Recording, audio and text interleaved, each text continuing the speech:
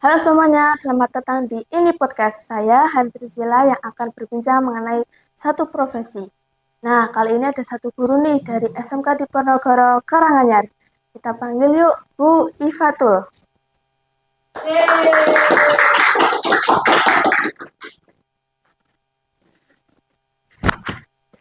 Bagaimana Bu hari ini? Alhamdulillah baik Mbak. Sehat? Alhamdulillah sehat. Oke, mari kita juga panggil dari siswa SMK Diponegoro Karanganyar. Maria. Gimana kabarnya Maria? Alhamdulillah baik. Oke, mari kita langsung aja podcastnya ya. Bagaimana sih strategi Ibu dalam menghadapi siswa malas belajar? Strategi saya untuk menghadapi siswa yang malas belajar itu biasanya menggunakan pembelajaran berkelompok. Nah, karena kalau siswa zaman sekarang itu kan kebanyakan suka main HP game ya. Jadi dibikin kelompok. Kalau kelompok yang malas, anak-anak yang malas kadang yang suka ngegame dan lain sebagainya itu nanti dijadikan satu kelompok dengan anak-anak yang lebih pintar atau yang lebih rajin. Oke, kita lanjut ya.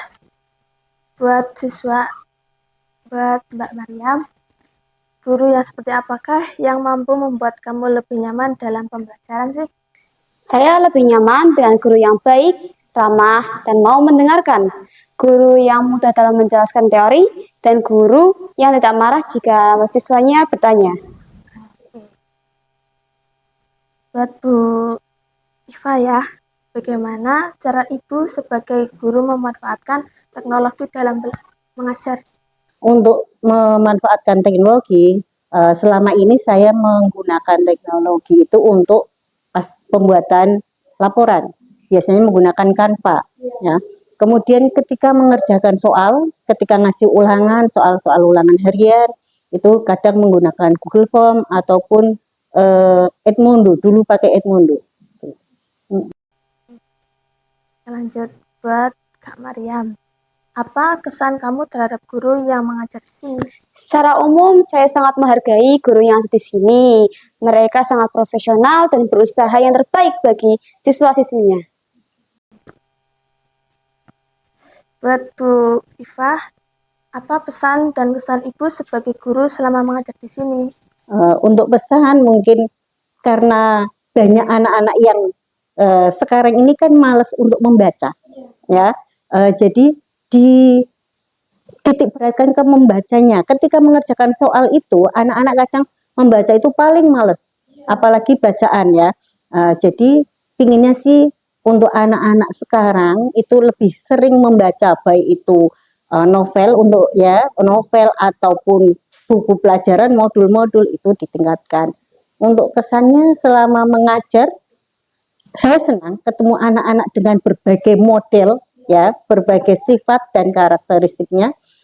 Mereka itu beda-beda, tapi juga apa ya namanya, mereka punya karakteristik masing-masing yang unik-unik, ya. Entah itu dari aksennya mereka berbicara ataupun dari sikap-sikap mereka. Udah berapa lama sih Bu mengajar di sini? Saya dari 2010, kurang lebih berarti 15 tahun. Sudah mengenal satu sama lain. Iya. Oke. Bagaimana pendapat kamu tentang penggunaan teknologi dalam pembelajaran? Apakah teknologi tersebut membantu atau mengalihkan fokus sih Mbak Mariam? Untuk teknologi sendiri itu sangat bermanfaat bagi pembelajaran, seperti mengambil video, gambar, dan lain-lain. Tapi di sisi lain, jika teknologi tidak diatur dengan baik, itu berdampak negatif besar bagi penggunanya. Oke, sudah paham selalu ya. Iya. Oke. Buat Bu Iva, menurut Ibu, apakah kurikulum saat ini sudah relevan dengan dunia kerja?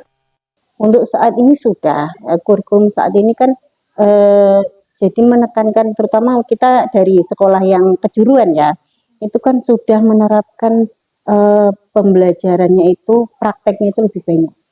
Ya, jadi ketika kalian di sekolah itu sudah praktek, otomatis kalian sudah siap untuk bekerja di eh, iya dunia kerja. Jadi enggak kaku lagi. Ya sudah, oh ya mantap lah gitu. Oke Bu, bagaimana tanggapan Ibu mengenai artikel ini? Artikel peran guru dan siswa di era kecerdasan buatan artificial intelligence, siapa yang membangun pengetahuan? Peran guru, ya. Di sini siapa yang membangun pengetahuan? Untuk pengetahuan otomatis dari guru-gurunya ya kan? Tapi di situ guru cuma mengarahkan. Nah, kalian sebagai siswa itu akan membangun sendiri pengetahuan itu, ya kan? Jadi misalkan di sini AI itu kan untuk misalkan bikin apa jenenge foto yang tadinya ya nanti ada video-video yang disatukan itu kalian sendiri yang mencoba. Kalau guru kan cuma mengenalkan saja. Nah, dari siswanya yang apa jenenge melakukan itu. Tapi di sini pengetahuan AI itu kadang ada yang disalahgunakan.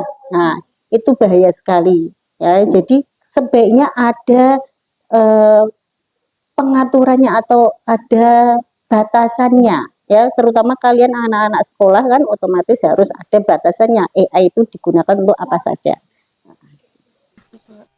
Buat Kak Maria, bagaimana apa yang ingin kamu sampaikan untuk Bapak atau Ibu guru di Hari Guru ini?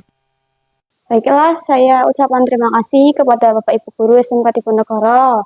Saya tahu menjadi guru itu sangat tidak mudah dan sulit. Dan semoga saja untuk kedepannya Bapak Ibu Guru diberi kesehatan dan diberi kemudahan saat mengajar. Dan semoga menjadi panutan bagi siswa-siswi SMK Diponegoro Karanganyar. Dan saya ucapkan selamat Hari Guru untuk Bapak Ibu Guru SMK Diponegoro Karanganyar Pekalongan. Oke, buat Ibu Iva, bagaimana apa pesan yang dapat Ibu sampaikan untuk guru-guru yang mengajar di sini sih?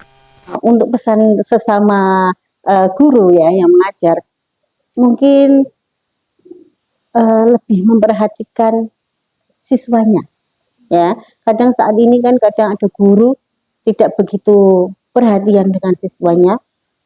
Siswa melakukan kesalahan kadang dibiarkan, itu mungkin harus memperhatikan siswanya. Kemudian kekompakan gurunya ya, melaksanakan kegiatan apa saja dengan guru lainnya. Kemudian disiplin siswa. Siswa sekarang ketika didisiplinkan menjadi marah atau apa itu harus berani untuk mendisiplinkan siswa.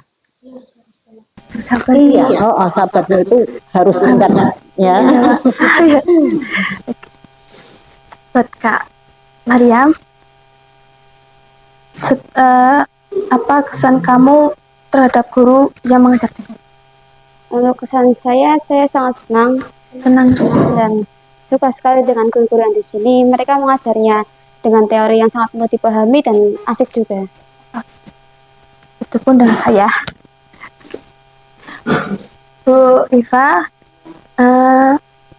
keterampilan apa yang menurut Ibu penting untuk masa depan tetapi belum banyak diajarkan di sekolah? Keterampilan yang untuk masa depan.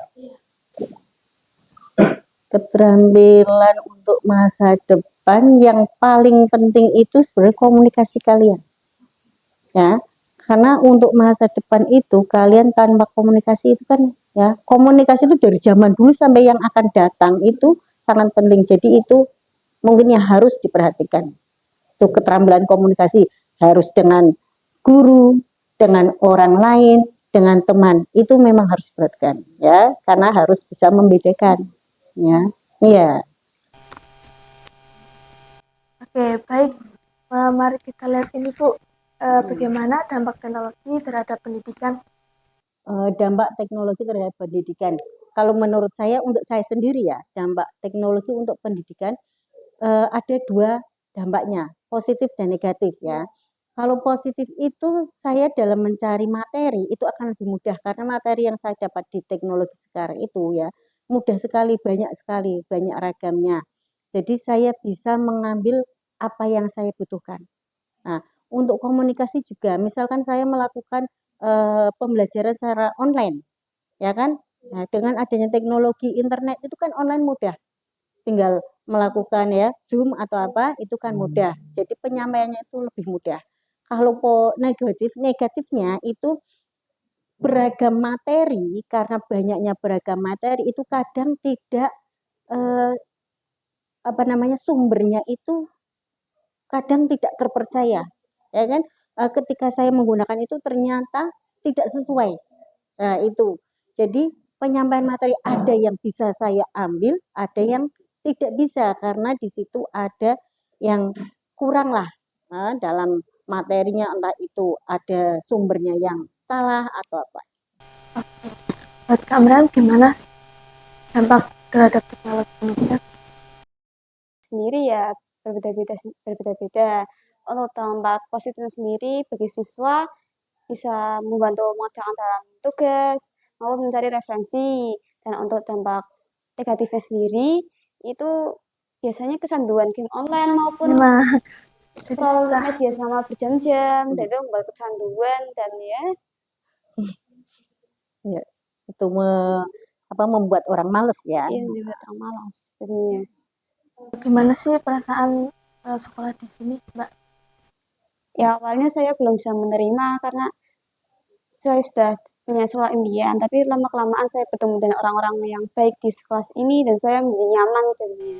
Ya, seru ya? Seru sih. Seru sekali. Rasanya. Oke. Nah, sudah berbincang lama nih. Akhirnya kita selesai di perkunjungan acara. Ternyata menjadi guru itu bukan hal yang mudah ya. Ya, mereka memang mempunyai tanggung jawab masing-masing baik mengajar maupun diajar. Sebelum kita tutup podcast ini, saya ada satu pertanyaan terakhir nih untuk Bu Iva dan Maria. Di tanggal 25 November bulan 2025 kan ada Hari Guru nih.